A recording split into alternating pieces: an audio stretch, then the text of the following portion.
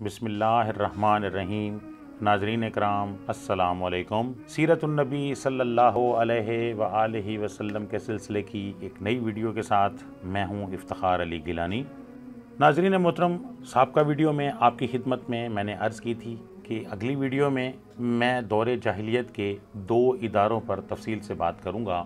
नाज़रीन इकराम, अरबों में तारीख़ नवीसी का रिवाज इस एतबार से नहीं था कि कोई मुरतब और मुदव्वन तारीख़ नवीसी हो, लेकिन हम ये देखते हैं कि अरब अपने बुज़ुर्गों के माजी के वाक़यात से वाकिफ़ हैं और उनकी तफसीलात को महफूज रखते हैं, और इसका रिवाज अरबों में यकीनन था। ख़ास तौर पर 2 ऐसे इदारे थे जिनमें ये मालूमात नागुज़ीर थीं।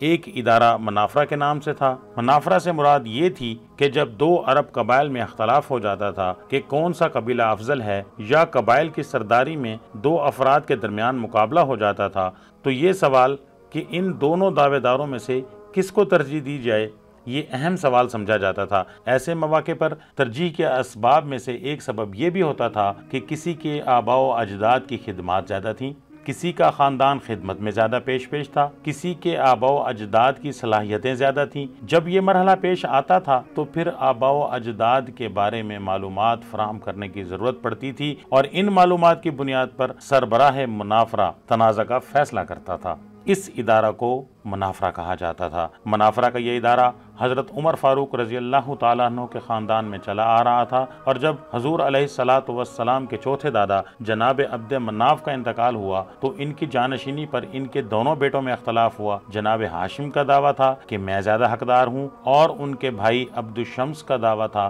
कि मैं ज़्यादा हकदार हूँ। अब इन दोनों भाइयों में जो एक बहुत बड़े बाप के बेटे थे, मक्का की सरदारी के बारे में अख्तलाफ हुआ। इस मौके पर हस्बे रिवायत हज़रत उमर फ़ारूक रज़ी अल्लाह ताला अन्हु के दादा को हुक्म दिया गया, क्योंकि मनाफरा का महकमा उनके पास था। उन्होंने तफसील से दोनों का मौक़िफ़ सुना और जनाब हाशिम के हक़ में फ़ैसला दे दिया कि मक्का की सरदारी के हकदार जनाब हाशिम हैं। इस तरह की और भी कई मिसालें हैं। यूँ मनाफरा के लिए ज़रूरी था कि कबाइल के हालात और अकाबिर की खिदमत के बारे में मालूमात जमा की जाएँ, इसलिए ये मालूमात जमा होती थी, और अरब कबाइल इससे नामानूस नहीं थे। नाज़रीन कराम, इसी तरह दूसरा बड़ा इदारा अय्याम के नाम से था। अय्यामुल अरब के नाम से अलग अलग फ़न मौजूद था। अरबों में कदीम कबाइल के कारनामे और ख़ास तौर पर जंगों में फतूहात के तज़किरे बाकायदगी से हुआ करते थे। अय्यामुल अरब पर इस वक्त भी बहुत सी किताबें मौजूद हैं।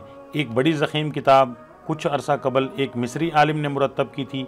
इसमें कोई 50-60 के करीब अय्याम का तज़करा मौजूद है। योम बास, योम फुज्जार, योम ज़ी वकार, ये बड़ी बड़ी जंगें थीं।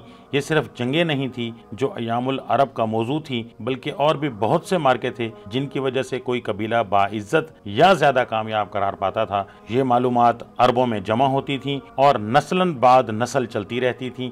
इसलिए इन हक़ाइक़ की बुनियाद पर हम बिला खौफ तरद्दुद ये कह सकते हैं कि तारीख़ से शगफ़ किसी हद तक अरबों में मौजूद था। फिर इन दोनों इदारों से बढ़कर इल्म अंसाब के बारे में अरबों में जो एहतमाम था वो बड़ा गैर मामूली था।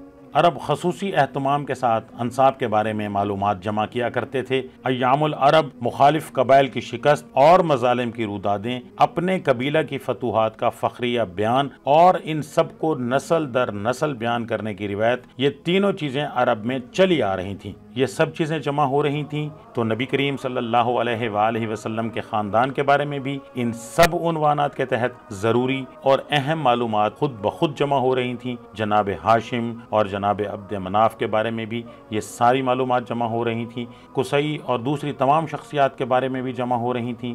जिन मौर्रिख़ीन की किताबों में ये मालूमात मिलती हैं, इनमें इब्ने हबीब बहुत नुमायाँ हैं। इस बात से ज़ाहिर होता है कि अरबों में नसब से दिलचस्पी इस्लाम से बहुत पहले से रही है। हर कबीला में अंसाब के माहिरीन हुआ करते थे। ये एक ऐसी हकीकत है जिससे इनकार करना महज धौंस और अनाद है।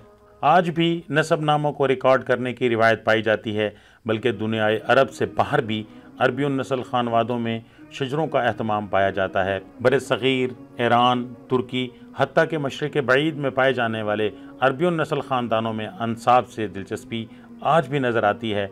सहाबा कराम रिज़वानुल्लाह ताला अलैहिम अजमईन में बहुत से हज़रात अंसाब के माहिर थे।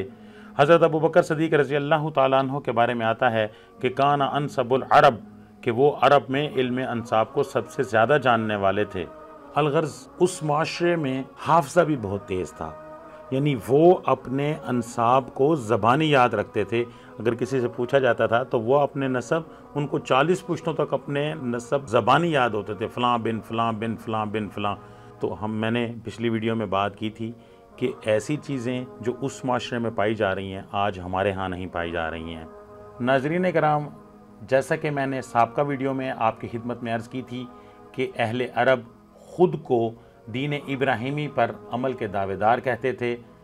یہ دین ابراہیمی کیا ہے اور دین ابراہیمی کی کن چیزوں پر وہ عمل کرتے تھے اور ان دین ابراہیمی کی کن چیزوں میں انہوں نے کیا کیا بگاڑ پیدا کر رکھے تھے، اگلی ویڈیو میں آپ کی خدمت میں اس پر تفصیل سے گفتگو کروں گا۔ اس وقت تک کے لیے افتخار علی گیلانی کو اجازت دیجیے۔ اللہ حافظ۔